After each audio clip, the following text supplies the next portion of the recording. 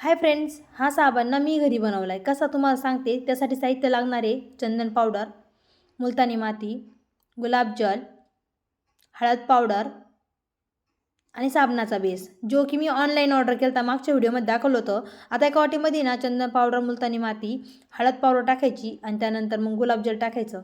थोडंसं हलवून घ्यायचं. थोडं घट्ट वाटलं तर गुलाबजल टाका किंवा आपल्या घरातलं साधं पाणी टाकून घ्यायचं. पुन्हा पातळ बनवून घ्यायचं. व्यवस्थित मिक्स करायचं आणि आपला साबणाचा बेस असतो ना, त्याचे तुकडे करून घ्यायचे. अगोदर मी गॅसवर आहे ना पाणी ठेवलं होतं उकळायला आणि मग एका पातेल्यामध्ये ते सगळं बेस टाकल्यानंतर ना ते सगळं व्यवस्थित ना मी वितळून घेतला आणि त्यानंतर ना हे बघा, हे साबणाचे मोल्ड आहे ना, याच्यामध्ये आपण साबण बनवणार आहे. आता जे आपण मिश्रण केलं ना चंदन पावडर, त्याचं ते साबणाच्या बेसमध्ये वितळलेल्या याच्यामध्ये टाकून घ्यायचं आणि साबणाच्या मोल्डमध्ये ना हे सगळं मिश्रण टाकून घ्यायचं. रात्रभर मी ते ना तसंच मोल्ड ना बाजूला काढून ठेवला होता, कारण की साबण कडक होण्यासाठी. रात्रभर तसंच ठेवला. सकाळी उघडल्यानंतर ना अशा पद्धतीने साबण तयार झालता आणि दोन्ही साबण इतकं छान होते ना, सुगंधही लई छान होता आणि कोरड्या त्वचासाठी हा उपयोगी असेल. व्हिडिओ आवडला असेल तर चॅनलला लाईक, शेअर आणि सबस्क्राईब करा. पुन्हा भेटूया नवीन व्हिडिओमध्ये.